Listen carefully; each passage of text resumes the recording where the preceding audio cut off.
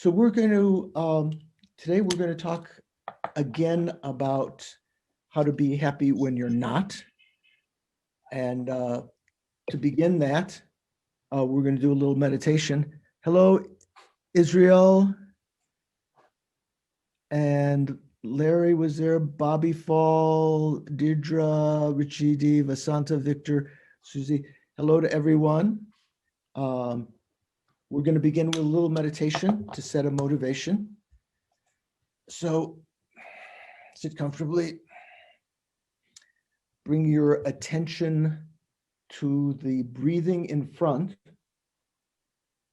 As I've mentioned before, maybe not in this class, in many of the sutras, when the Buddha would go out for alms at the beginning of the sutra, it was sort of the background.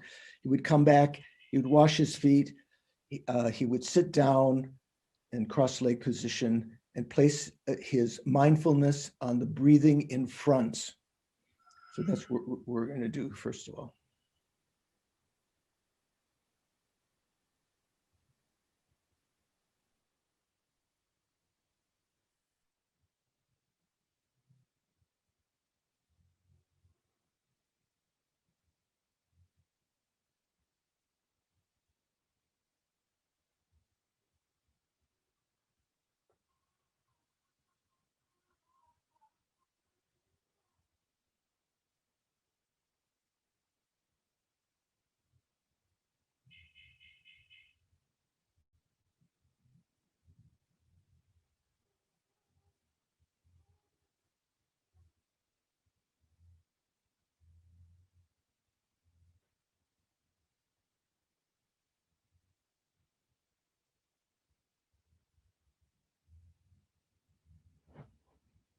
If you're like me, it takes some time to calm the mind. So let go of other thoughts. Don't multitask. Put all of your attention on the breathing, and to make it more difficult, you can add counting the breaths mentally. As you occupy your mental consciousness with these two things, leaves less room for other thoughts to sort of sneak in there, grab your attention.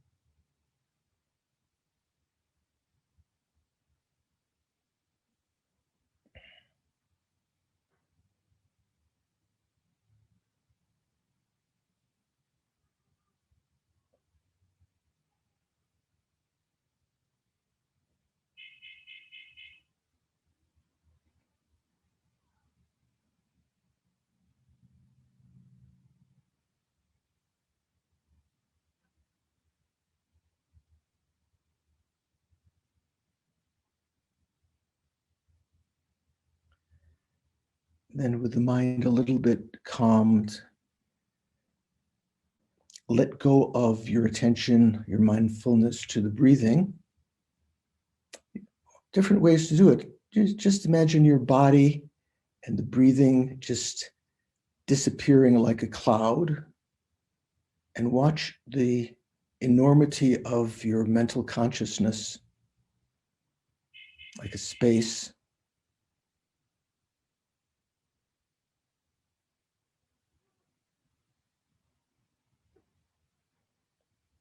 Clear and unobstructing, but perhaps filled with temporary cloud-like thoughts or images or conversations or states of mind.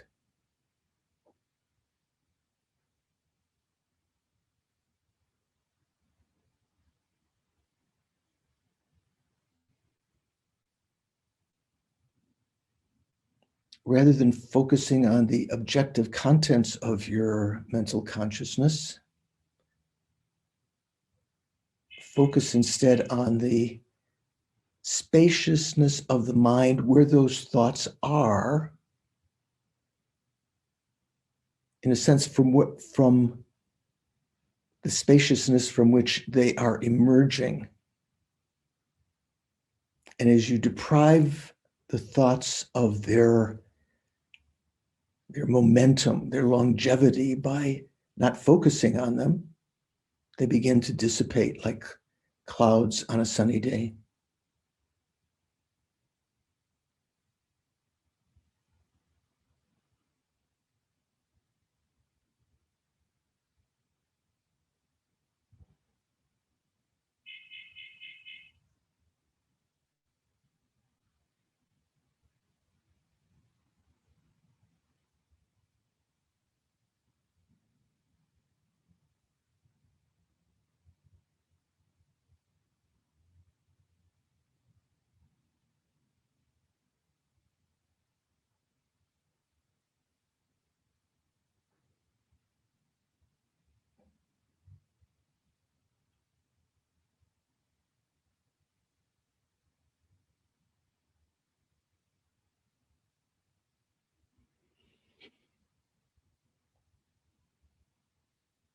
There are no thoughts, no states of mind either that are of the nature of the mind. They're adventitious.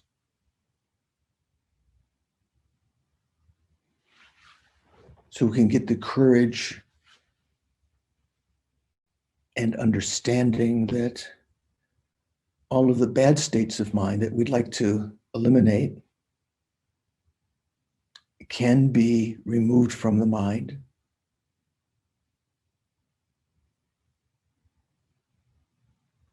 Even in an instant, if you're skillful, even in the midst of chaos and problems and fear or anger or attachment,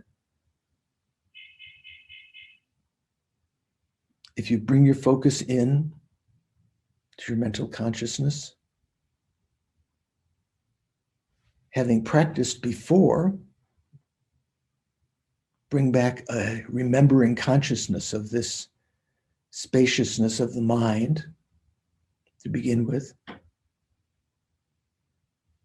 and focus on it rather than the distracting thoughts.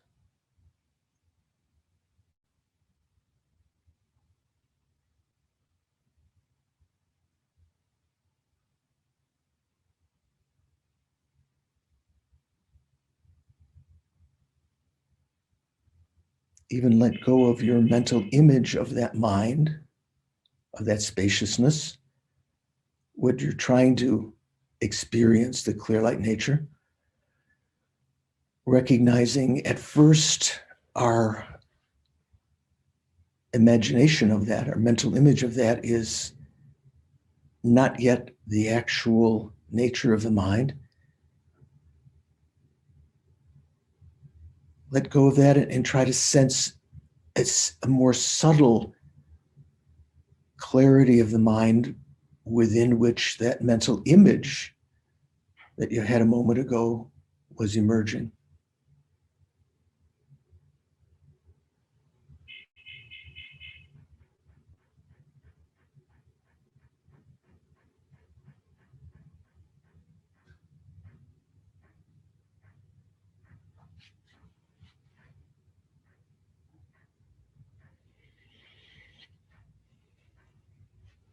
And recognizing that our ability to perceive this is principally due to the fact that we have a life right now as a human where we've met the Dharma, have interest in pursuing it. We've had teachers and spiritual friends that support us, benefactors.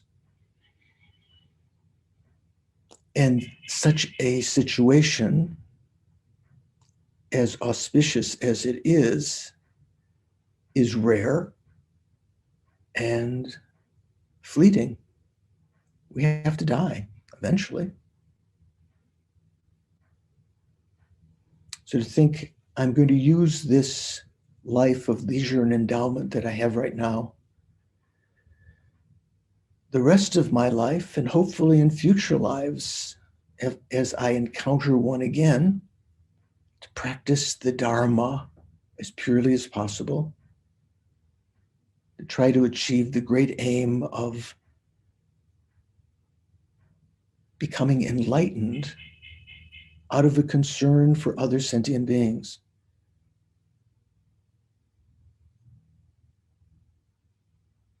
Out of an empathy for them.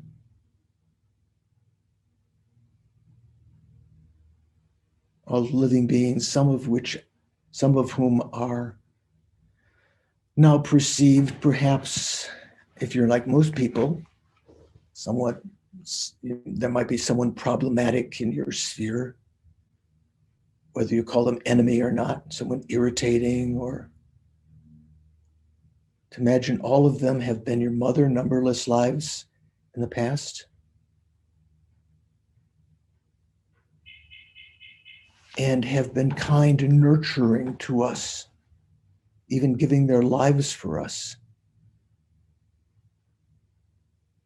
So overcoming the temporary, superficial appearance of being problematic or enemy, recognizing them as equal to ourselves in wanting to be happy, wanting to be free of suffering.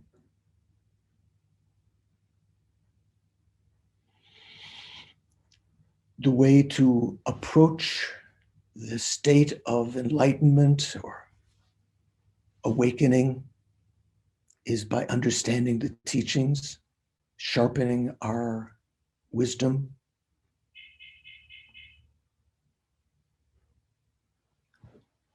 So think, I'm going to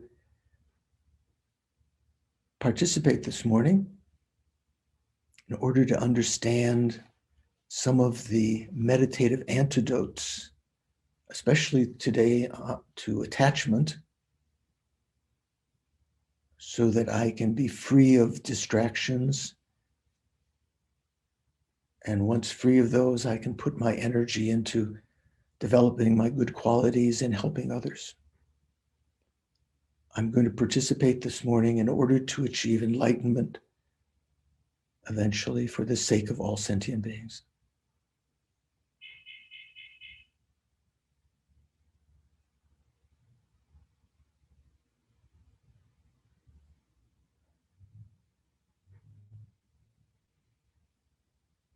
I think that's my goal, however long it takes. And then relax your attention. Come back to the present.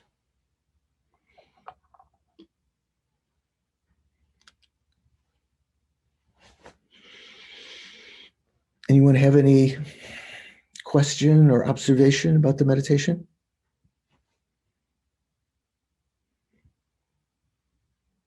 How was it? Is it okay?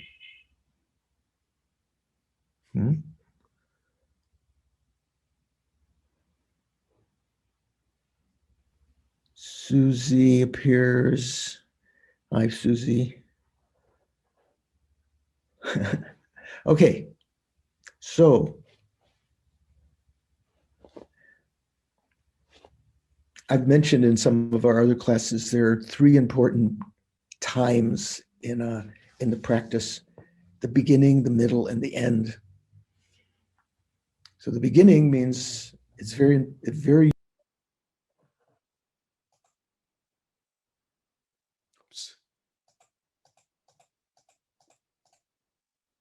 Oh, somehow I got muted. Could you hear me? It was my fault, Venerable. I was trying to mute myself. Sorry. Oh, okay. You muted. Okay.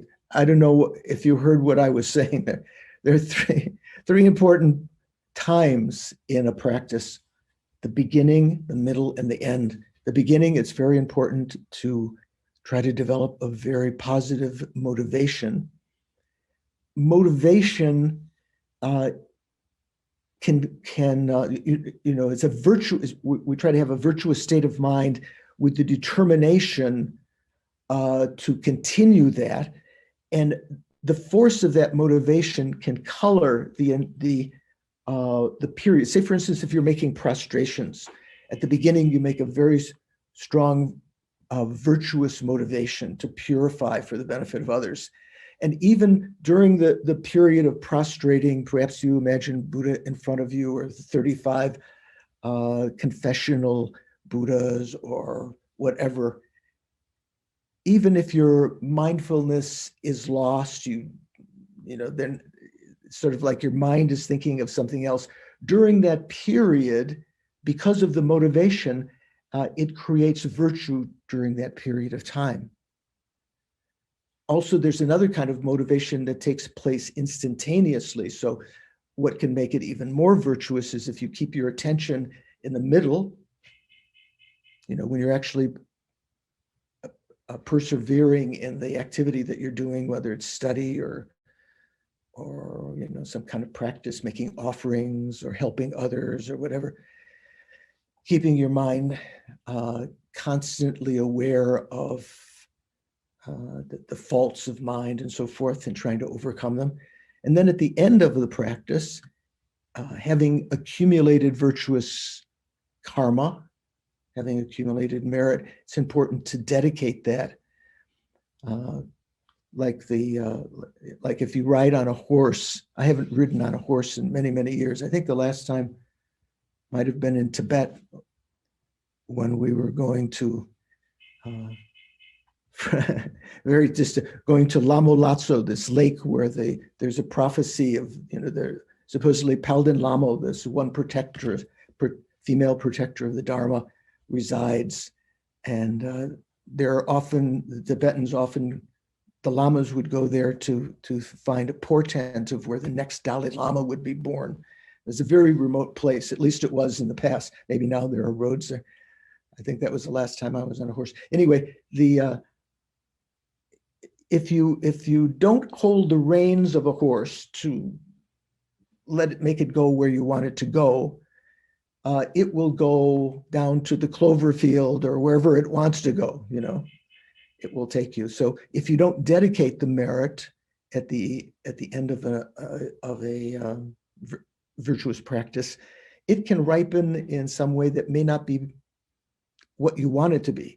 You could be born attractive because you created virtuous karma, but that because you didn't dedicate it, being attractive might give rise to pride. You might have pride in your appearance, or you might be born wealthy, and having not dedicated it for the welfare of others, you become avaricious and protected and so forth. And so very important to dedicate at the end. So that was good. We did a little motivation at the beginning. Larry, are you live there, or is that a photo of you? Oh, okay, you're there. Okay. You were sitting so straight. Okay, so last week, if you were not here, we talked about how to overcome anger. So the general name of these two talks is how to be happy when you're not. So when are you not happy? When you're angry about something, you're upset about something. So we talked a little bit about the antidotes of that. And if you weren't here at that time and you want to catch up, you can find, I think it may be recording of it may be up on YouTube if you go to Thupten Norbeling's page there, How to Be Happy When You're Not, Part 1. Today we're going to talk a little bit about overcoming attachment. So you might not think, well, attachment doesn't make me unhappy, does it? Attachment is what gets me what I want, makes me happy. That's, in fact, because attachment is associated with perceiving something that's pleasant or attractive, we we don't necessarily think of it as being as problematic as anger, our resentment, our, rage.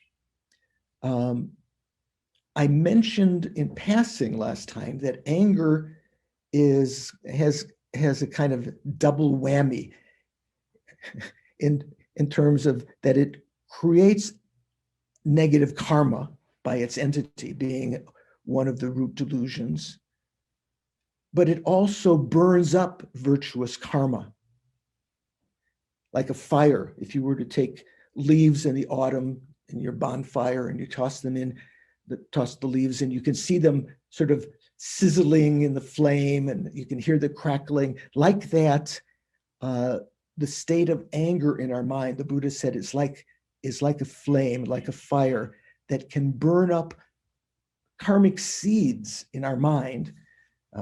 Either very strong rage can destroy them completely, maybe not as powerful an anger, it can cause them to lose their potency, so whatever result they might have given will be stunted.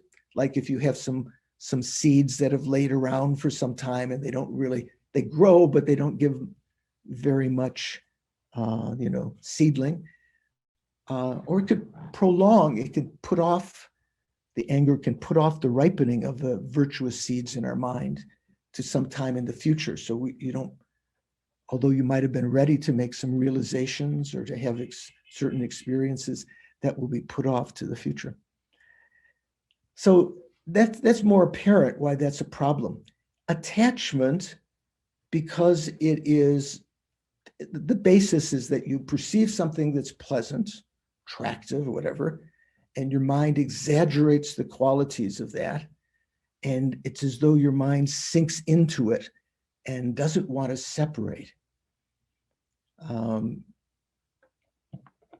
Well, if you've ever been heartbroken or upset because something was lost, or you didn't get what you want, your baby done left you, you're not getting any satisfaction,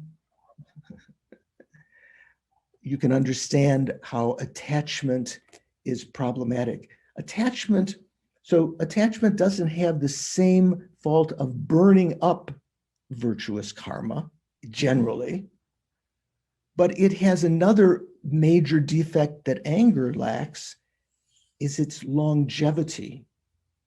That once it's present in the mind, it's more difficult to eradicate.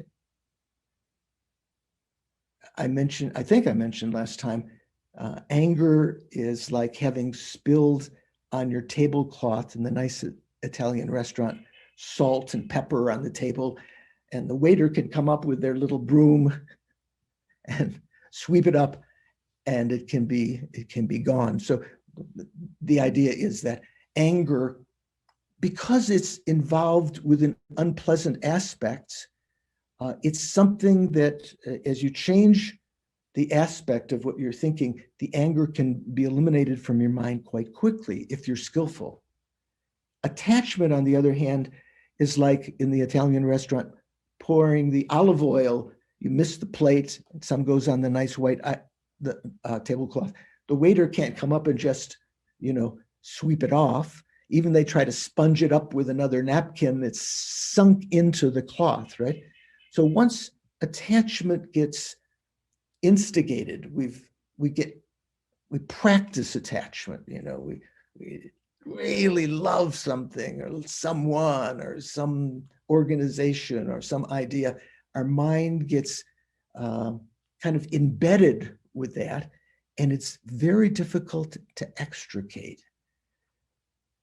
So attachment is a state of mind which, having perceived something which pleasant, exaggerates the quality of that.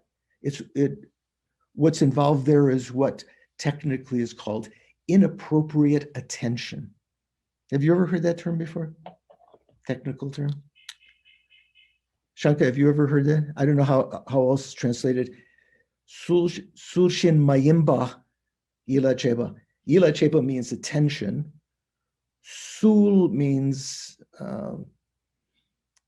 maybe fashion or mode. Sulshin means sort of proper. Sulshin Mayimba means improper, inappropriate attention. So that means thinking of something, oh man, this pencil is so nice. It has nice thick lead, and mind exaggerating the qualities of it so that you become more and more enamored with it. And if it were to be stolen, or if it were to fall on the floor and the tip gets broken or something like that, your mind is upset. Of course, if you're talking about relationships with others, the upset can be much more than just losing your pen. So in one of the sutras in which the Buddha explained about how the bodhisattvas purify their negative karma, it's technically called the Sutra of the Three Heaps. Actually, the Confession Buddha Sutra, the prayer that we say when you do confession to the 35 Buddhas, is that done at the center sometime? Larry, have you ever heard of that? Confession to the 35 Buddhas? John? No, you haven't? Okay. So there's some ways of purifying negative karma.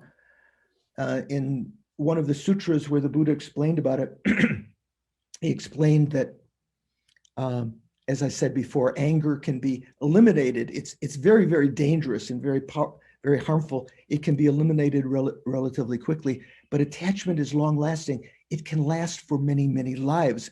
It's what keeps us within cyclic existence in samsara. So what are some of the antidotes to that? We talked about the sort of 4 methods of the Kadampa Geshes last time to overcome anger. So here we can talk about antidotes to attachment, 4 wrong views. So what are these wrong views? If we perceive things which are actually of the nature of suffering, and we perceive them as pleasure. Have you heard of this before? We perceive things which are actually impermanent, but our mind somehow is oblivious of that and attributes some durability to them, some permanence, seeing that which is impermanent as permanent or enduring. Third one, especially for attachment, is seeing that which is actually impure, contaminated if you want, or impure, and perceiving it as, misperceiving it as pure. So easy to get, so to elongate the attachment because you're imagining that which is actually problematic and impure as pure. And the 4th wrong view you have to investigate is perceiving things which are actually selfless or empty of an inherent existence, let's say selfless, and perceiving them as having some kind of findable, real self, some real existence there. So let's see, how do these, well, first of all, do those words make some sense to you, first of all? You understand what I'm saying? Okay.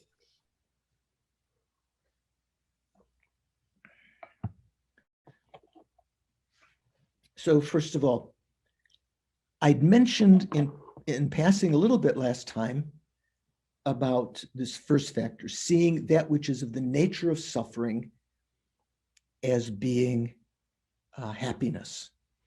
So from a Buddhist perspective, everything that we experience now, even the happiness that we have, we have our cup of tea, we sit out in the woods and we see the trees, the sunrise or whatever, we perceive it, certain things as being pleasant. All of them from a Buddhist perspective are of the nature of suffering. And you might want to say, I'm going to turn this off right now, turning off my computer. What's he talking about? That's ridiculous. I remember teaching a class in Holland, in Den Haag one time. It was a university class that had asked, it was a class on development. Every week there would be a different lecturer, one that was on, financial, or what do you call it, monetary development, and, environmental development and all sorts of things. This one was on mental development. So they invited me and I was mentioning how that which we call happiness is actually of the nature of suffering. So I have to explain what that means. But anyway, when I said that, there was one gentleman who stood up, had a herringbone suit, older gentleman, and he said, "You don't really expect us to believe that, do you?" So, it's our common reaction to hearing that is that's baloney. So what does that mean? What we experience as a pleasant feeling or as a pleasant mental state, usually when we talk about feelings, we're talking about that which is pleasant, unpleasant, or neutral, right? With respect to the physical senses, eye, ear, nose, taste, and tactile, we call that pleasure or pain or neutral feeling. With respect to the mental consciousness, we call it happiness or unhappiness, right? Your mind, mental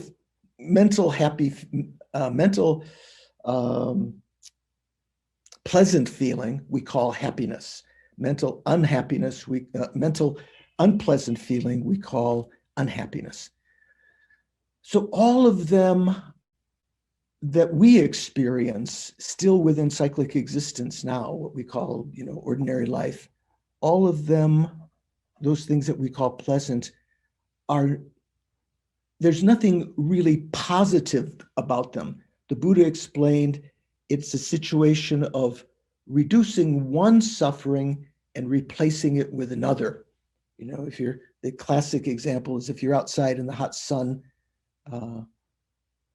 you think, I'd like to sit in the nice cool shade. So you walk under the tree or into the apartment, and the suffering of heat goes down, but the suffering of cold is actually going up,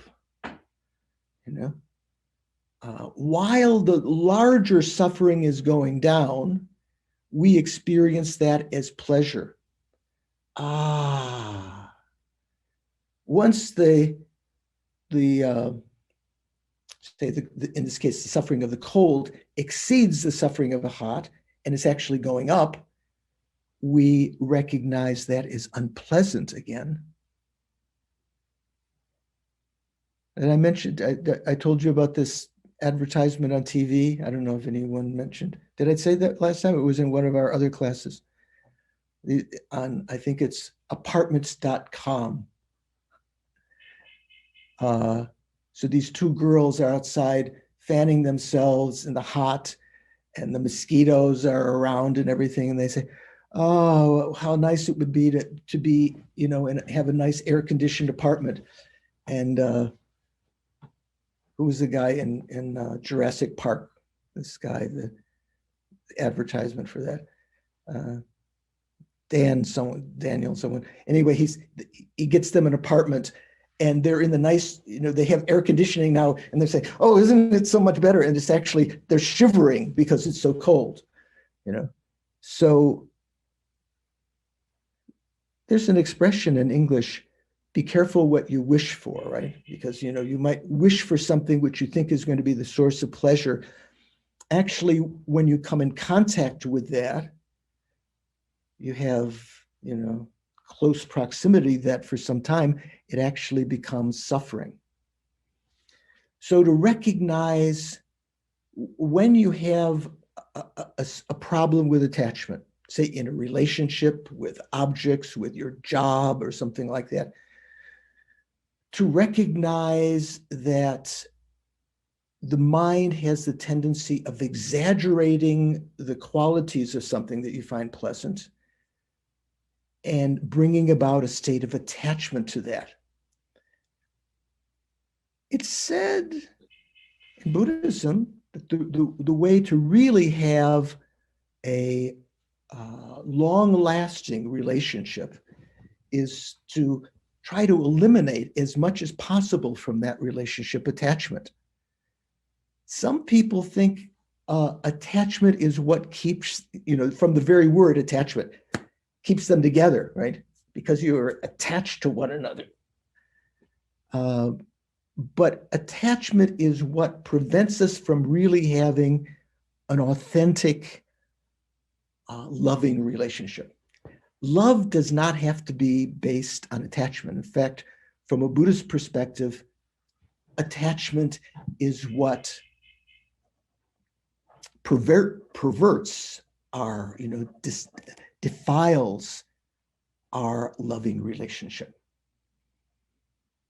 So one way of dealing with this is to recognize the object that we're attached to, whether it be a person or job or a title or possession of wealth or authority. People become despondent when we lose it. We lose our job, we lose our reputation and so forth. To recognize that which we were attached to is of the nature of suffering. And that the pleasure that we were imagining was no more, in coming in contact with that, was no more than reducing one greater suffering, replacing it with another. So I like to think like this. Say, for instance, you've heard that there is a party at Shanka's house. You ever have a party at Shanka? No? Okay. No, I've never, very rarely. Very rarely. Okay, so we can't use you. Maybe John. John looks like he's more of a party guy. So there's a party at John's house and you weren't invited. Oh no, I wasn't invited, depression, if you can imagine, if you were actually there, would you really be happy? You think that you're lacking some happiness because you weren't invited to John's party, or your baby left you, or you've lost your reputation. Would you really have been happy had you had that? It would only be the nature of suffering. You'd be replacing one suffering with another. At a certain time at a party, it no longer is enjoyable. You want to leave. It has a certain duration when there's alleviation of boredom. But after a certain amount of time, when you're there for some time, you look at your friends, you say, let's get out of here. Under your breath, let's get out of here. So this is a very subtle understanding to have, to understand everything that we experience in cyclic existence. And this would be a very good exercise for your meditation. All the things that you are fond of, whether you call it attachment or not, because they bring you pleasure, to recognize whether they're really of the nature of happiness, indulging in them, or if they're of the nature of suffering. I have very clear understanding of that now. Last night, or yesterday, I went shopping, and I broke down and I bought some ice cream again. I told you before, I like it. I'm, sort of like this particular brand of ice cream. I think it has some malt in it, malted, sort of the malted chocolate flavor. So, seeing that, thinking that that will bring me pleasure. Indeed, there was some pleasure from the first bite, but after a certain amount of time, it turns into, full stomach. And in my case, what's it called when you, reflux, late at night, too much sugar, too much cream. It's the very nature of cyclic existence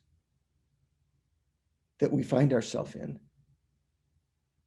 That the things that we think of as pleasure, sources of pleasure and pleasure, even the pleasure itself, is no more than the reducing of one suffering, replacing it with another. That's say for instance, a relationship that didn't work out.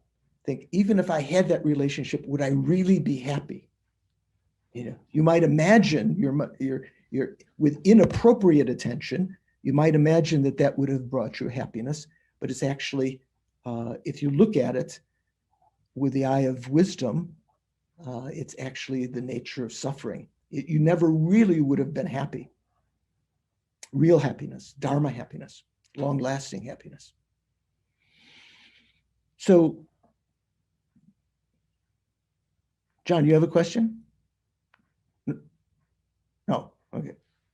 So, second one, impermanence. Our mind focuses upon things which are actually impermanent. Almost everything we experience is impermanent. In fact, in some of the Buddhist schools we studied in our tenets class, some of the Buddhist schools, lowest Buddhist schools, say all phenomena are impermanent. Actually, there's some things which are permanent. You know anything that's permanent? Maybe not. Certainly not your car, not your bank account. Shanka, what do you have that's permanent?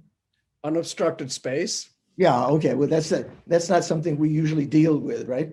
When we talk about space, we usually think about the space in front of me that you can see and so forth, that there is something there that the lack of obstructibility is something which is permanent. And that's actually applicable to our meditation on the nature of the mind. When you recognize that this unobstructive quality of the mental consciousness, thoughts can come and go without any obstruction. They're not hindered like molasses, that hard to get the thought out because the mind has some kind of obstruction. The mind has a lack of obstruction like this. But generally the things we deal with, all of them are impermanent. That means even in the shortest instant, they're changing. They're momentary. So this particular misconception can help to elongate our attachment, thinking that if I got that, I'd always be happy, or I'd have, a long period of being happy. To recognize how everything within cyclic existence that we deal with is actually changing moment by moment. So what's the theory here? Like in anger, we mentioned last time, there's certain kinds of misconceptions on, let's say, the situation of the object. You might put your blame on the outer thing, and that can, on another person, and that can exacerbate your anger. That can not only instigate it, but perpetuate it and cause it to increase. Certain misconceptions that the situation that you find unpleasant has no good quality to it, that it has nothing to teach you, that the other person is worthy to be abused and so forth. All of these misconceptions can together cause the anger to last a long time. Same thing with attachment. Now we're dealing with something which is attractive. which we find pleasant. And so we exaggerate the qualities of it. We exaggerate one of the qualities is that it's real, the thing that we're attached to is real happiness, or is the source of real happiness. Just two things, right? Like I say my ice cream, that's the source. And the experience that we have, the pleasant experience, is the happiness. Neither of them are of the nature of real happiness. They're all of the nature of suffering. So that to meditate in that way can help you to, as you arise from that meditation, there's some wisdom that's gained, and you see the object or the situation, the position in life, the relationship, the money, the fame, whatever, in a slightly different way. It's not real source of happiness. It's not a source of real happiness. Also that the situation, the object or the person, relationship, whatever that you're attached to, is permanent. It sort of remains the same. Things are changing every instant. Even in our harmonious relationships, we notice that harsh word or feeling discomfort with something, or for various reasons, our mind can change from that happy state, even in a situation where usually we find something pleasant. So that's recognizing, meditating on subtle impermanence like that, especially with regard to the attachment that you feel. When you arise from that meditation, certain imprint in your mind is there, not to place so much reliance on what you're attached to, recognizing that it's fleeting, that it will definitely end.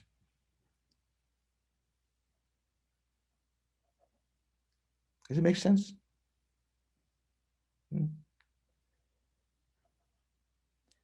I mentioned last time with regard to an unpleasant situation, a friend of mine who was incarcerated in Lebanon, in Beirut. And when I went to see him in the jail and asked him how he felt, he said, "This too will pass." So that understanding of impermanence is universally useful. Even when you experience something pleasant, to recognize this will have a duration.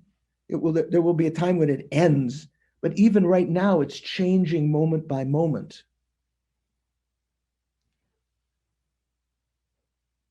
The state of mind under the misconception that things are permanent is a state of mind which can cause the attachment to stay there longer, to remain.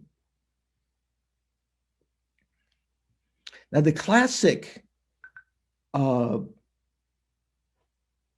antidote to attachment is this third one, due to our misconception of perceiving that which is impure as pure. Maybe some of you know what I'm going to be talking about here. What do you think? What is this meditation called, Shanka? You always put me on the spot. No, well, you're the elder of the students here. Maybe is there someone? Charlene, have you been a student longer than Shanka in Buddhism? No. I can't remember it offhand. Okay, so it's often in Buddhism there's a meditation, especially famous in Tibet, in Theravada Buddhism, called meditation on repulsiveness of the body. Oh yeah. And sometimes we Westerners think, oh man, give me a break. Imagine the individual that you are attracted to as having died, or even before they die. Imagine with the scalpel of your mind. Imagine a scalpel in your mind. That I'm not telling you should cut open your companions, but imagine slicing open, taking off the skin. Underneath, what is there? There's a layer of sort of not mucus, sort of bloody plasma, and then the flesh underneath, some fat, some fluids in various places of the body, dissecting the body. There's nothing there that is actually so attractive,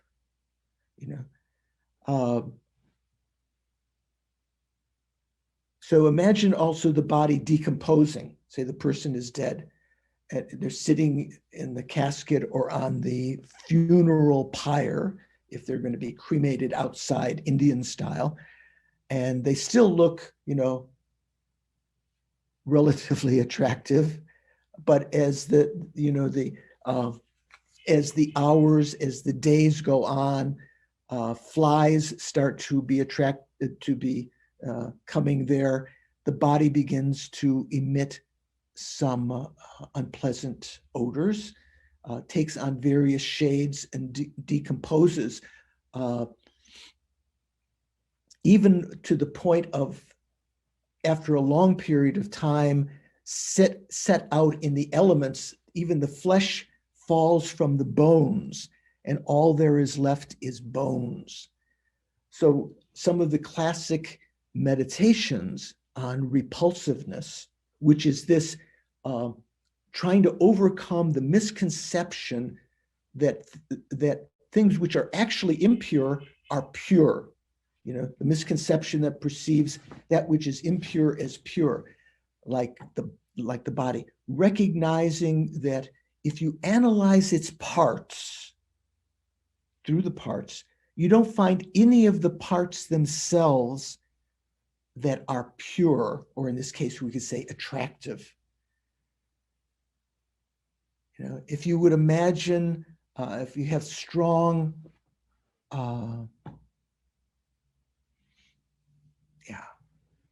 attraction to another person, imagine embracing their body without a layer of skin, or imagining within the body all of the impure elements in their intestines, the digested or almost digested food, is excrement, the lymph, the blood, and so forth.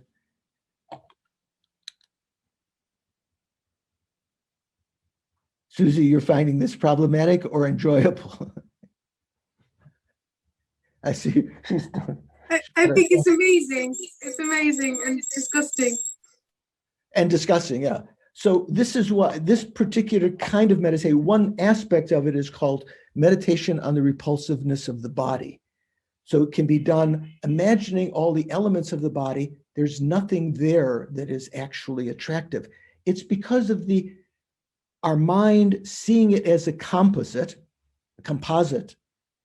all these various parts, and not seeing what's inside, not seeing the pus and blood and excrement and urine and everything inside, only seeing this layer that has been cleansed, showered, perfumed, maybe powdered, creamed, so that it looks its very best. In the Bodhisattva-charyavatara, Shantideva talks about that, when talking about antidotes to attachment. Yeah, you have a question? So the physicality of a person in that way, for me, is not effective in breaking down the attachment.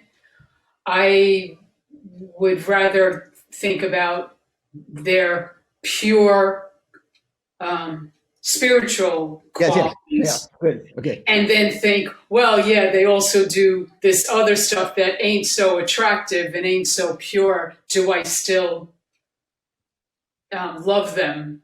Yes. Well, love is, so we have to separate here the difference between love and attachment. As I mentioned before, it is possible, not only possible, it's one of the cardinal aims of Buddhism to develop love for other beings.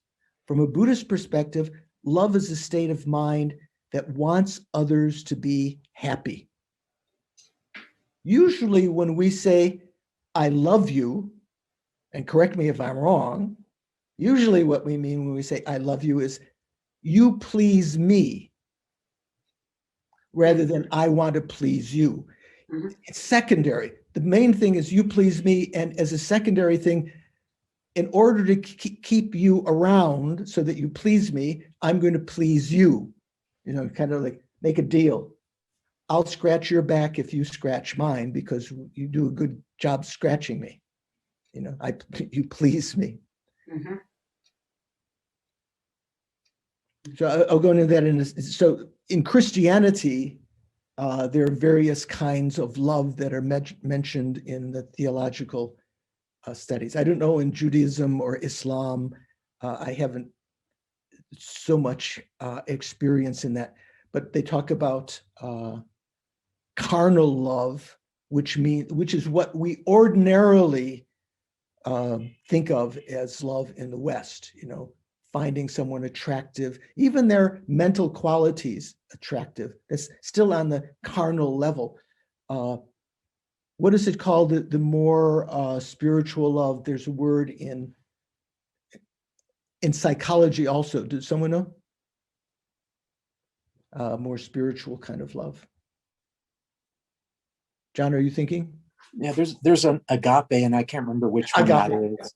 Agape, yeah. Agape is sort of like, rather than revolving like a moon that is captured in the orbit of one planet, agape is more like going off into other, you know, what was the song in the 60s? Love the one you're with. You know? Although that may not have the right connotation to you, but you know, sort of being able, not finding your stability in life revolving around just one person, you know, that gravitational attraction, but being able to love whoever you encounter, or all beings. So when we talk about Judy's question, what about the mental or spiritual qualities? So this point about repulsiveness or the wrong idea, the wrong view, that which is impure, viewing it as pure. That's the statement here when we talk about these four wrong views. That actually derives from these four aspects of the First Noble Truth. Those of you who may want a little more background, same thing. The First Noble Truths is that suffering is suffering, you know, that it's not misperceiving it as happiness. Suffering is impermanent. We talked about that. And the third one is suffering is void. What that means is that it's void of being partless. It actually has parts.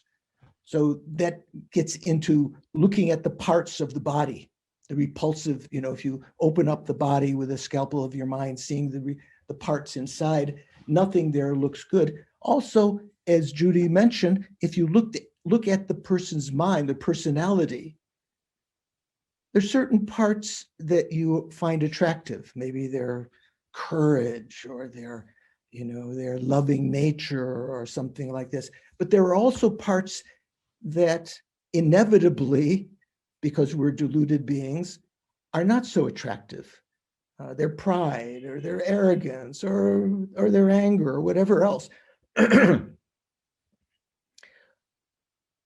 In the teachings on guru devotion, we talk about how to try to see the guru in a positive light and not to see their faults. And it's said that that's possible because in everyday life, when we find someone attractive, there's some aspects of them that we center on, And because we're so enamored, we're so focused on those, that their faults become indistinguishable to us until we have an argument, until we break up or they do something that displeases us. Then those faults, we say, you this, that, then that all of those faults become more apparent. Like in the day right now here in North Carolina, the sun is up. It's just 1 o'clock here, and you're 2 hours early. You're just 11, a couple minutes after 11 there. So the sun is up in the sky. You don't see the stars because the sun is of such greater brilliance. If there was an eclipse of the sun right now, I'd see the stars. In the same way, if the quality of the other person, their mental qualities or spiritual qualities, are eclipsed for some reason, they say something bad to you, you see their faults, the star-like faults that are always there, but that you are oblivious of. So that's a way to apply this third antidote to attachment, to recognize that the other individuals that somehow attachment has infiltrated in your loving relationship with them, to recognize that they have faults also, but still within that you can love. So one has to understand the difference between love and attachment. Attachment is not the same as love. Like we say, I love pizza. I love peanut butter. I love chocolate. I love Shanka. I love, whatever. Why? What does that mean to us? It's essentially the same as I love pizza. They make me happy. Really, what we would like to be able to do is to reduce the influence of that attachment in our relationship, so that we can get to the point where we see all beings as lovely, but some beings that we have a particular karmic connection with, wholesome, symbiotic relationship with, in which we can give happiness and support to them. That would be sort of a Buddhist ideal, to eliminate attachment from our loving relationships. So the third one is antidote is recognizing that which is, those things that we're attracted to actually are of an impure nature if you delve into their parts. They're parts that are not, only in the composite do we perceive them as pleasant, with the skin on and the cream and the clean body and the teeth are brushed and everything, it looks attractive. And the fourth antidote is like the methods I mentioned last time, here the wisdom of selflessness. The wrong view here of these four wrong views. One is that you view that which is suffering as pleasurable, that which is impure as you view it as pure, that which is what did I say? So that which is suffering you view as happy, that which is impermanent you view as permanent, that which is impure you view as pure.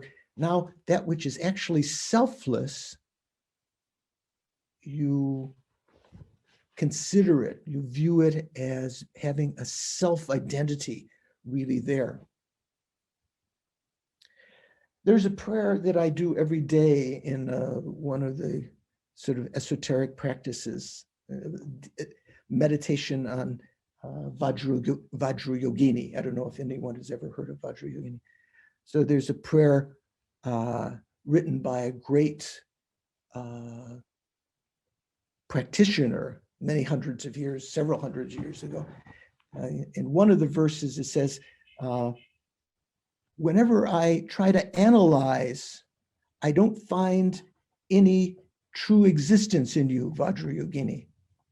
And so my mind, the youth of my mind, after this analysis, not finding any true existence, remains in the quiet hut of meditation.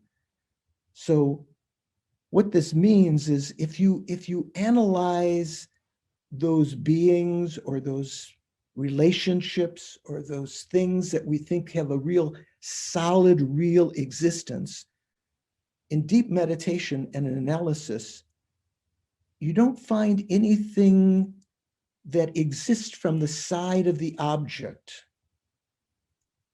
that in our misconception we believe is there. And because we believe it's really there, that kind of misinterpretation, that inappropriate attention, that causes our attachment to, well, sometimes even to rise and to be elongated. All of these factors may be present in any kind of problematic situation we have with attachment, or maybe just one of them, or one of them or two of them are predominant. By meditating on these four antidotes, we can begin to eliminate the infiltration of attachment into our relationship with the objects. Does it make sense? No, so nodding, but maybe not, I'm not sure. Okay, so selfless, what does that mean? Is there a Larry? Is there a James? Well, let's say, you thought I was thinking you weren't there, but let's say James. Does James, when we say James is selfless, does that mean James doesn't exist? Ultimately, what do you think, James? There's no James at all? You can unmute.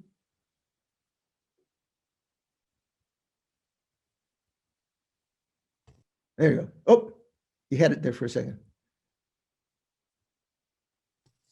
There you go. Okay. All right. Yeah, I'm here. And if you take it all the way, the physical presence of me is still here. So when we say James is selfless, that was the Buddhist supposed special insight. Even some of the Vedic traditions understand that things that we call happy or pleasant are actually of the nature of suffering, but they never, no real religious system talks about selflessness in the same way as the Buddha did. So if we say that James is selfless, does that mean there's no James? No. What does it mean?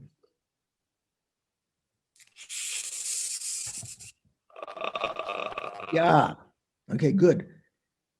So we have to, it's worthwhile reading and receiving some teachings about what is meant by selflessness. So it's not something that is as obvious as impurity or impermanence or the nature of suffering, even though the nature of, when I mentioned about suffering, that is quite, if you can understand that, your attraction to many things can be reduced, your attachment to them. So here, when you talk about selflessness, the best way to understand it is with respect to ourself, our own evaluation, our own understanding of our self-identity. If I ask, if I'm just sitting across from you, James, and I say, who are you? I'm looking at you, who are you? And you might say, I am a painter. I'm assuming because you've got this nice painting behind you. Or I am a man. I am, what? I'm a musician. I'm a musician. I'm a musician. And I say, no, okay, I keep on saying, but who are you? You might go deeper. You say, a lot of other things. A lot of other things, yeah. So actually, if in meditation, if you look very deeply within your own mind, say quieting the mind with the kind of meditation we did at the beginning, looking at the clear light nature, so that other thoughts are gone for a while, then just instigate a little bit of something. If I say, James, you're a thief, and suddenly, you use this experiment yourself.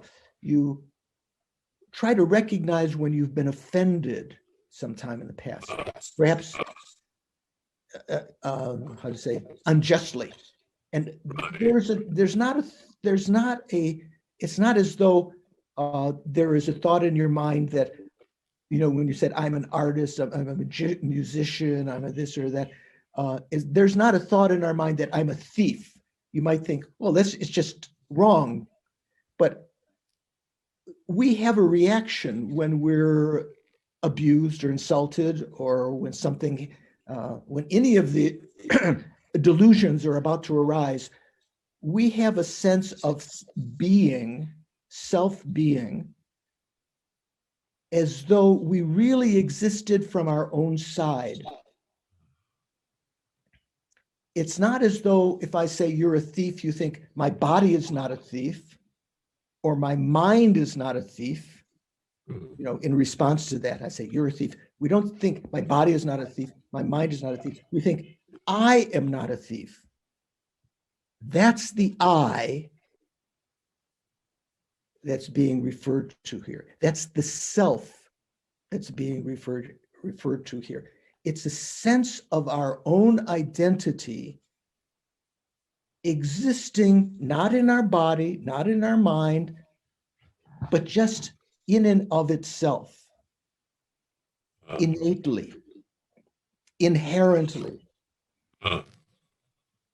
That is very, very difficult to observe. First of all, the appearance of that I, and then while that I is appearing, it's like the letter I here, while that I is appearing, how the mind is responding to it. Like, say, for instance, at Christmas, James, do you have children? No. Well, when you were a kid, did anyone come down the stairs as Santa Claus at Christmas when you were little? No, but my parents came down the stairs. Okay, but they weren't dressed up as Santa Claus and Mrs. Claus or something. No. Okay. Here's the example I'm thinking is, you can imagine, someone's 3 years old, 4 years old, and someone walking down the stairs. It's actually Uncle Charlie walking down the stairs dressed as Santa Claus with a big white beard. And the child thinks that's Santa Claus, right? Actually, it's not Santa Claus. It appears as Santa Claus, but it's actually devoid of being Santa Claus. Something appears, the other adults sitting on the floor, they look up, they know it's Uncle Charlie, they see the same thing that the children see: white beard, red suit, hat, ho, ho, ho, big tummy. But the adults, they see the same thing, but they know that is devoid of being real Santa Claus, empty of being Santa Claus. There's no self of Santa Claus there. So one of the problems is there's appearance of the I. There's the I with a dot on the top, I.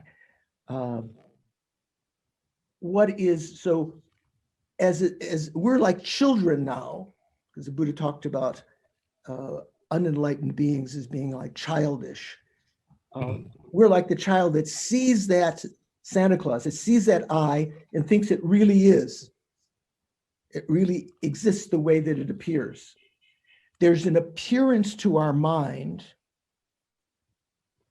all the time of a kind of self-identity which is very, very subtle and difficult to perceive while other thoughts are present. You have to first identify it and then identify how up until now your childlike mind, your ignorance, has been grasping to that as being real, like the little kid looking at Uncle Charlie thinking that's really Santa Claus, right? Uh-huh. So what we want to do is to eliminate that grasping, what Buddhism calls self-grasping. It's sort of like, it's not grasping in the sense of holding on to it like this. In a certain way it is, but the main meaning is that we assent to that. Do you know what I mean by assent? Like you go along with, you know, in a parliamentary vote or something, you know, it's not like you're saying that's right, but I'll go along with that, you know, assent. So we're assenting to this appearance of the I as actually being true. That's the childlike ignorance. What you want to do is through analysis, understanding that that I that appears is not real as it appears. It's like a dream. It's like, you know, a magician's illusion. It is actually empty of existing the way that it appears. That's what's meant by having an understanding of selflessness. So this fourth wrong view, we talked about viewing that which is the nature of suffering, thinking that it's actually happiness, thinking that which is impermanent, holding some durability, imagining that it's permanent, that which is actually impure, that actually has parts, viewing it as pure, as like one entity. And here, that which is selfless, viewing it as being real self. So here, the first application of this is to yourself. You know, you might think, who is actually experiencing this pleasure that I'm attached to? Who is the I that is attached to this fame, this, you know, wealth, this power, these pleasant feelings? If you search, there is no I existing there the way that it appears. It's not to say James doesn't exist. If we say, where is James? Now, where are you, James, by the way? At home. Where? The Santa Fe. Okay, Santa Fe. So where's James? Oh, he's in North America. Where? Oh, he's in New Mexico. Where? Where, you know, look at, not satisfied with New Mexico. He's in Santa Fe. Where? And then we go to your, someone says, well, I'll take you to his house. Says here, he's here. And I said, well, where? And we walk in and say, you know, there he is in the lounge or is in the living room or something, is his studio. I say, where? And then we point to James. Say, that's James. We say, that all is legitimate. That is what's called conventional analysis. From a Buddhist perspective, there's James. But if we're not satisfied with that, and we think, what is James? Is it his eyes, because he has this special vision, or is it his hands as an artist? Is it a musician? Is it his ear? Is it his nose? We look through all the body. We can't find that which is James. We look within his mind. You know, maybe his intellect, or if it were someone who is angry, they say, oh, my uncle Bob, that's his anger. That's what he really is. He's anger or something like this, or, you know, someone who's attached or something. We don't find James when we look within his mind. If you look yourself for yourself, you might think, oh, this is it. This is the I, that appearance to your mind of some self-identity existing there, which is the progenitor, which is the seed that gives rise to all our delusions. Because once you have a sense of self-identity, there is how do you say, exactly at that time, there is a sense of other, self and other. And because of I, there is a sense of wanting to perpetuate the pleasure of that I, all the attachment, the anger, jealousy, pride, low self-esteem, addiction, all of these things arise from a sense of my own self-identity, which doesn't really exist. When someone realizes selflessness, it's not as though they become catatonic, they can't function in the world.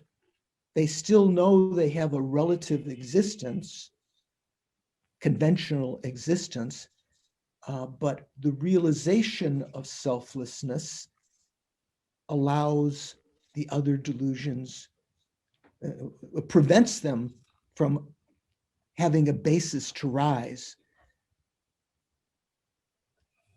To really apply these antidotes, well, even just hearing some of these things right now that might give you some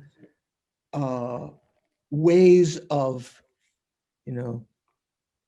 diminishing your attachment, but to really apply them, you have to study a bit more, read the Buddhist teachings, and then apply them in your own meditation.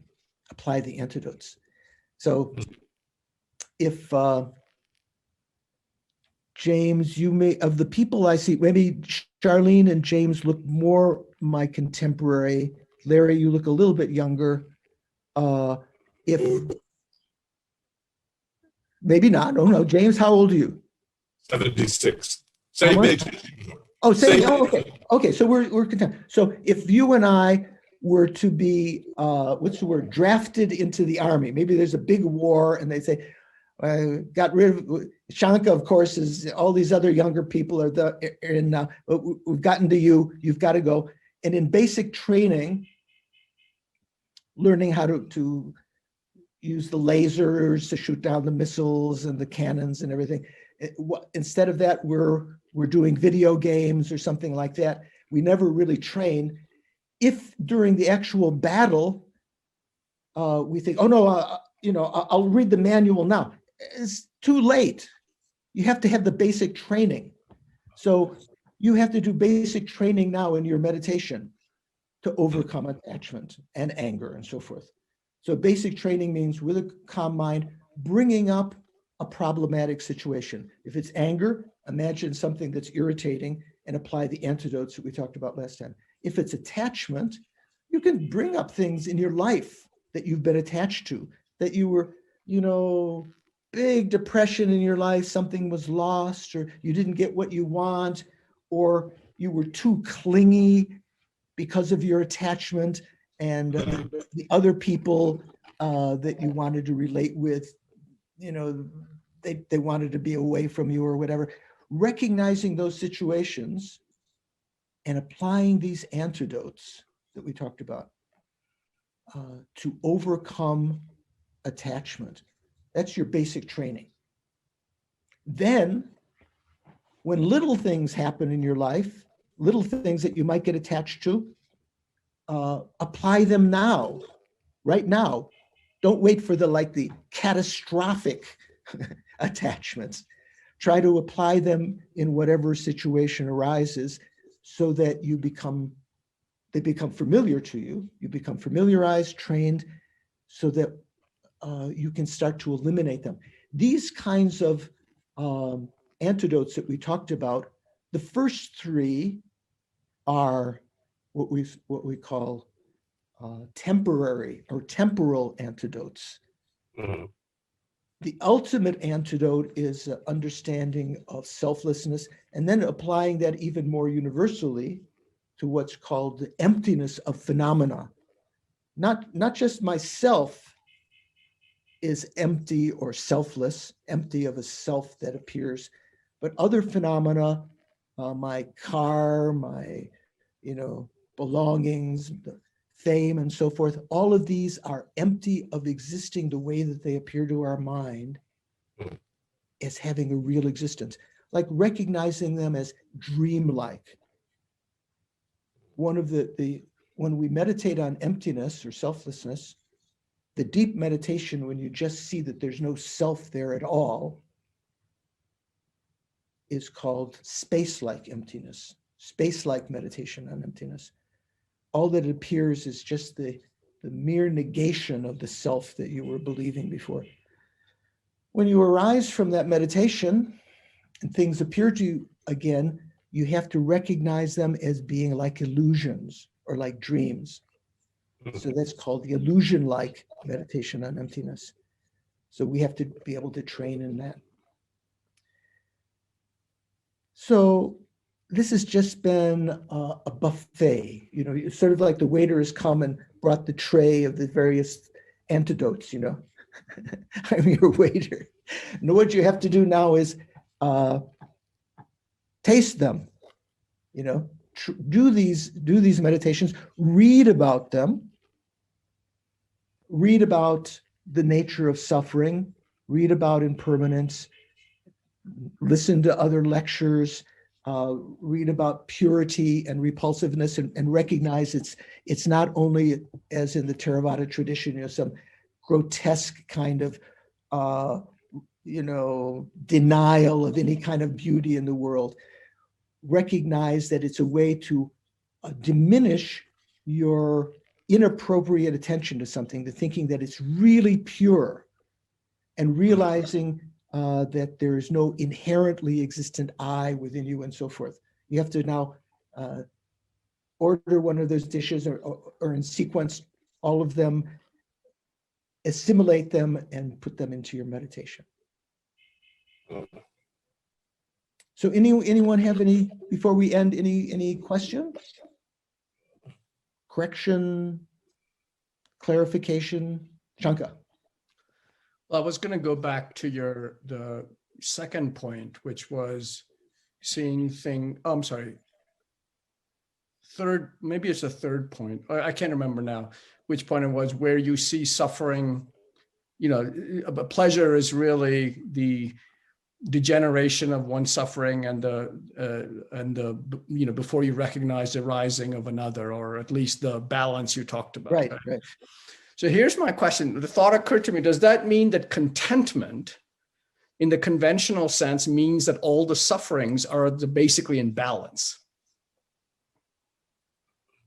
Well, I think contentment is a state of mind that recognizes that there will be, you know, basic kinds of sufferings and unease, and has not exaggerated with these four wrong views the situation, whether it's the unbearable suffering or strong attachment. As those are reduced, one can be left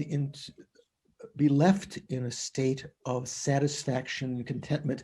They're slightly different, satisfaction and contentment, when we talk about the antidotes, the needed qualities to do a meditative retreat, to develop single-pointed concentration.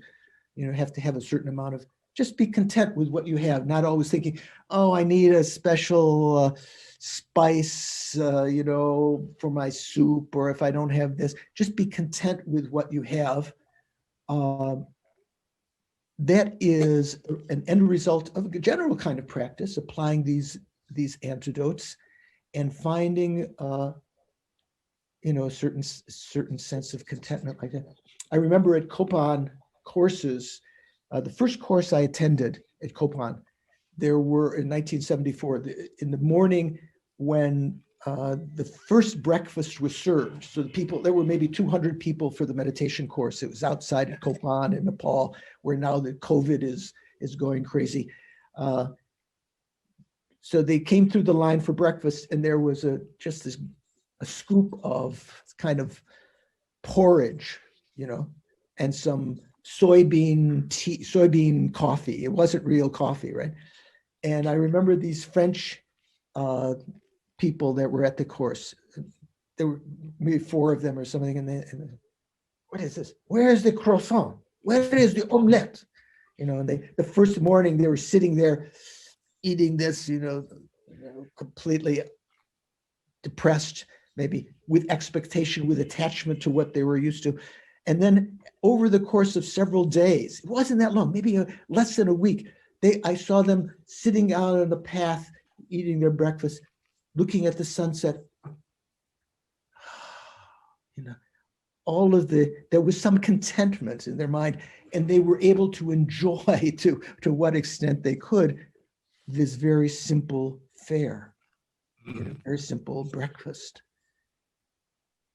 So that would be nice if we could find that kind of French contentment. Croissant. Where's the croissant? Where's the omelette? Any of you French here? I hope I didn't offend someone. Ethan, you have a question or comment? Yeah, I have a question. Thank you. So the starting point for our talk today is about how to be happy by reducing attachment. And what I've previously understood from teachings on motivation in a Buddhist context is that simply wanting to be happy is, in a sense, not a valid Dharma motivation, because you're just worried about the happiness of this life, and that's not really considered Dharma, and that some ways it might actually be negative somehow. Have I understood that correctly? Yeah, that's kind of what we talk about are the 8 worldly concerns, or the 8 worldly dharmas. The word dharma in Sanskrit has many meanings. Main root of it comes from a sort of consonant drir, which means to uphold. So dharmas are called, for instance, phenomena. One name for phenomena is dharma because they uphold their own existence.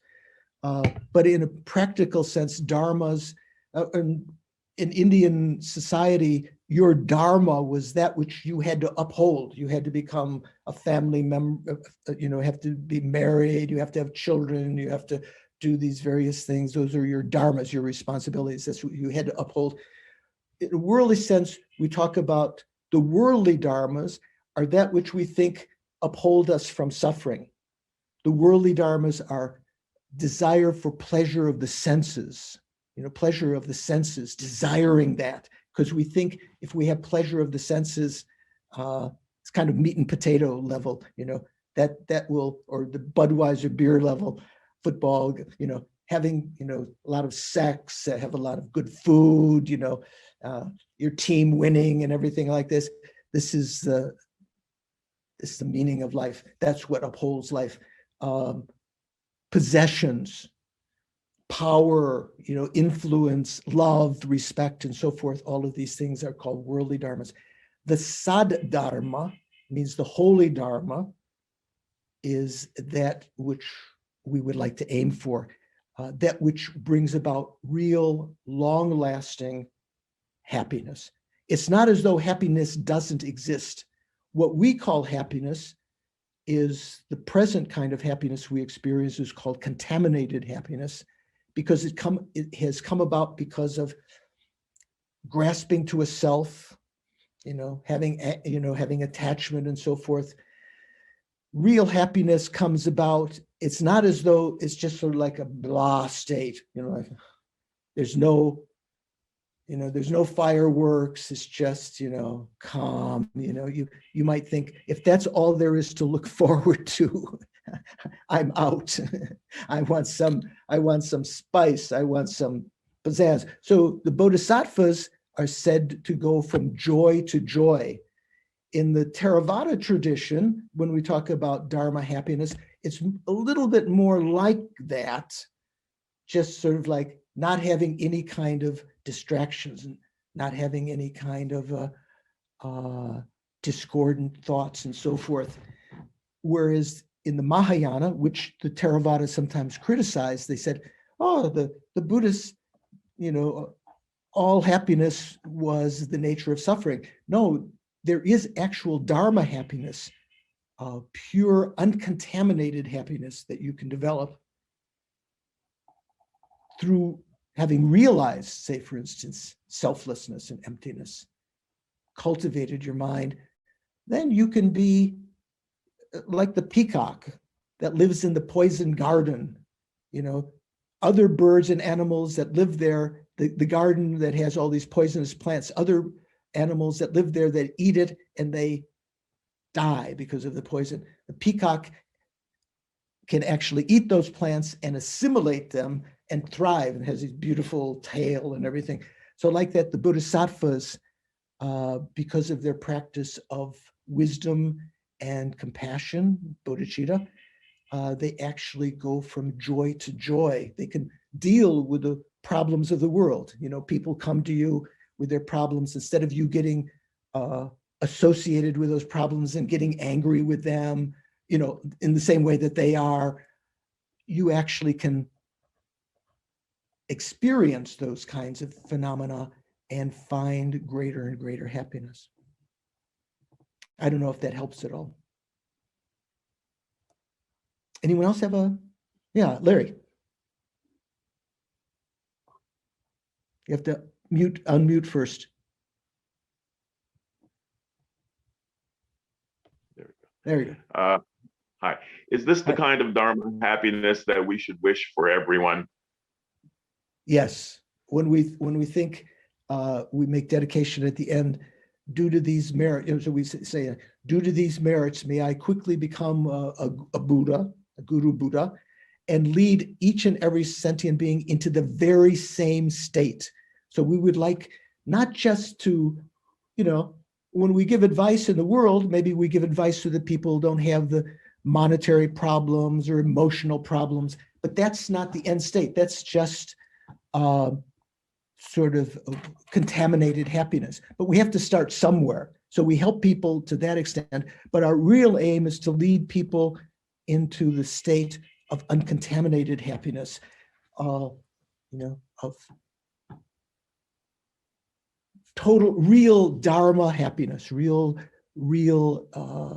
joy. So there is happiness, but the happiness that we experience in the world is of the nature of suffering. That doesn't mean all happiness is of the nature of suffering.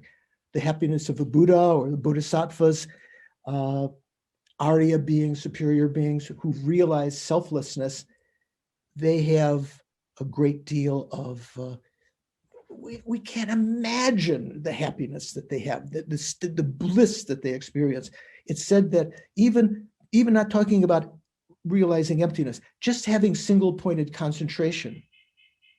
You know what single-pointed concentration is supposed to be, what called shamatha, calm abiding.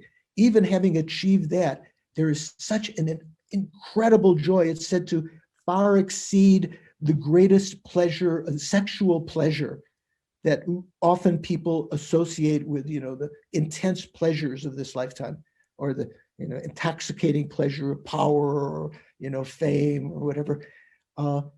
Let alone that, realizing emptiness, there is induced a deep kind of bliss, mental and physical bliss that's induced, that is uncontaminated, that's even greater than that.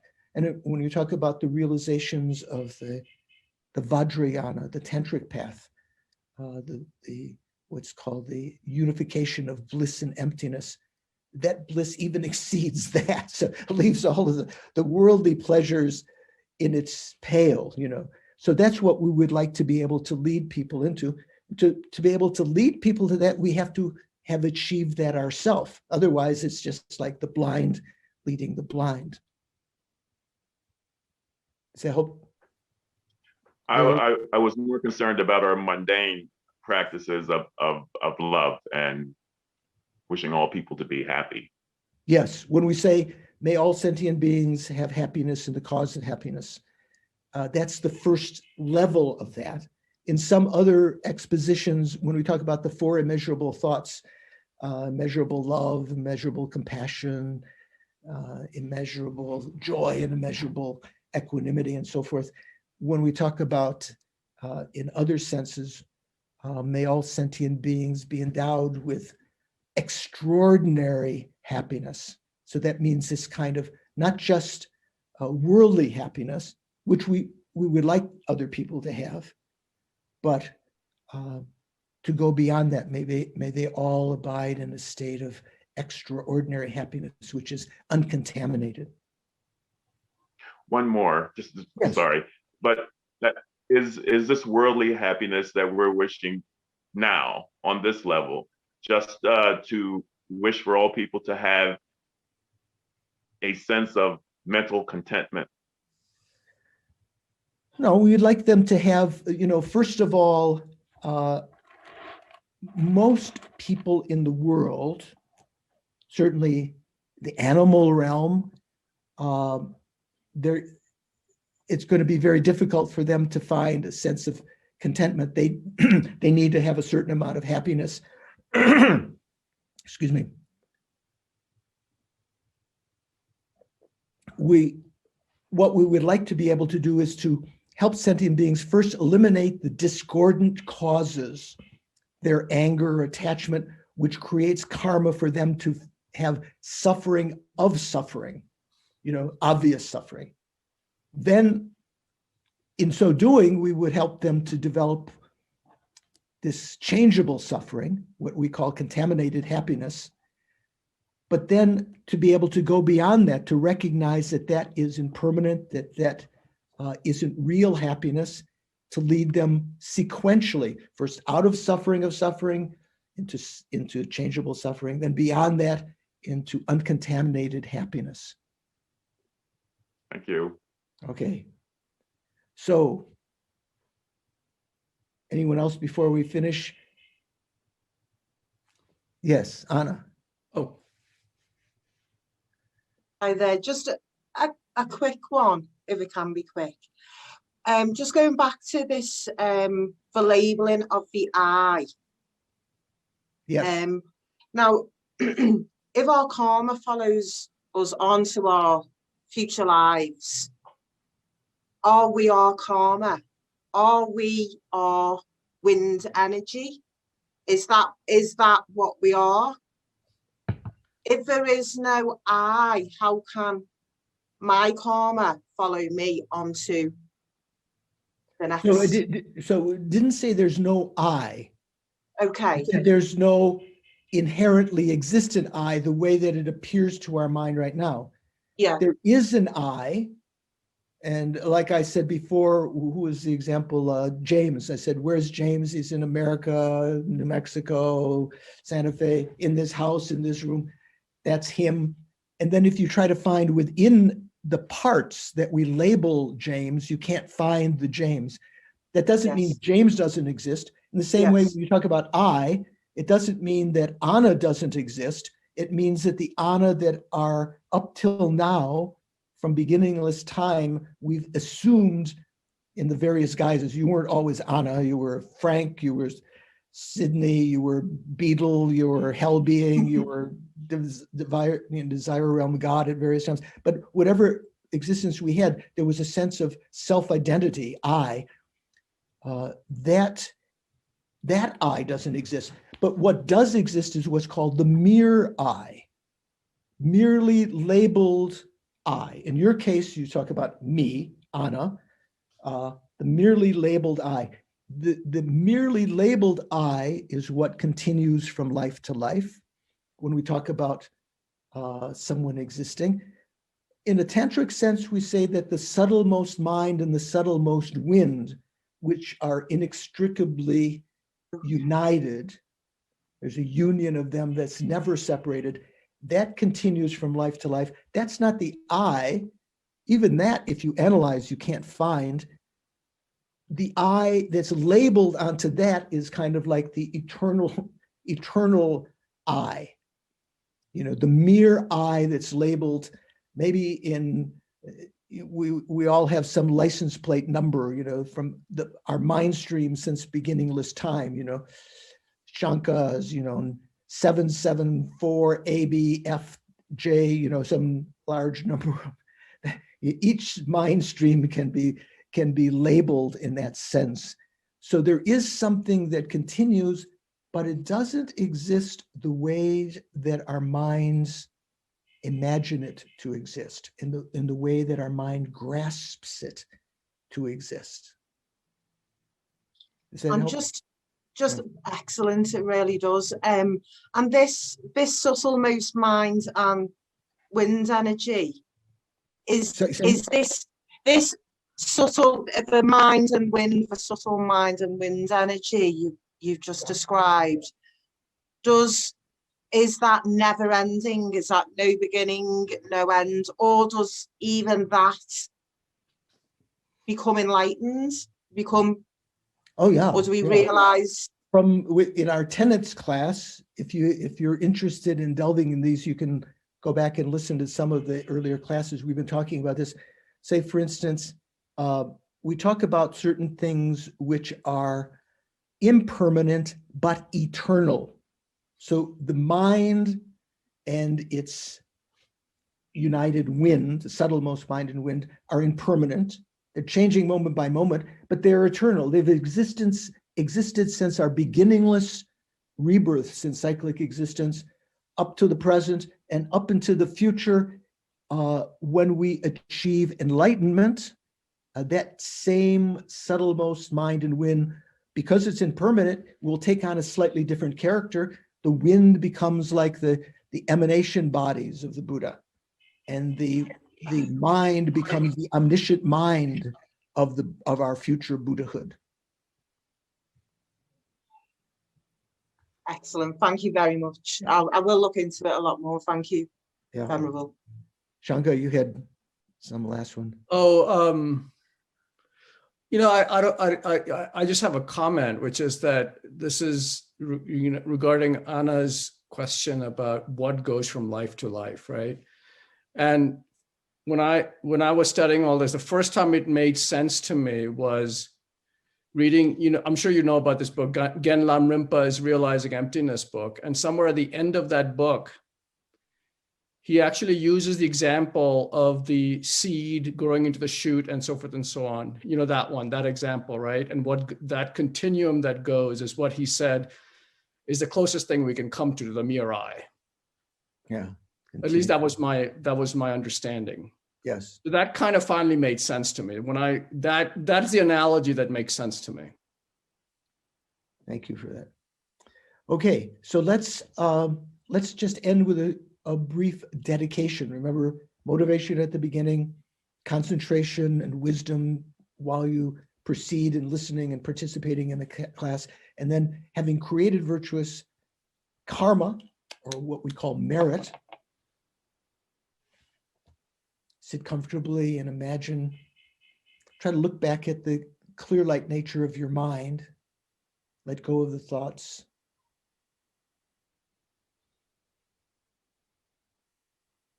With a clear, calm mind, recognize that we've created some virtuous karma this morning and make a firm pull on the reins, so to speak, of the horse. We want to try to cause that karma to ripen in a way that will be beneficial to us and other sentient beings.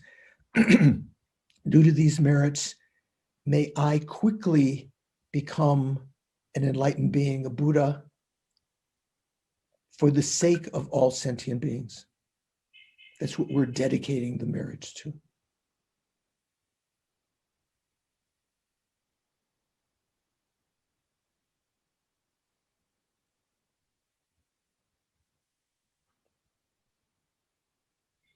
Thank you very much.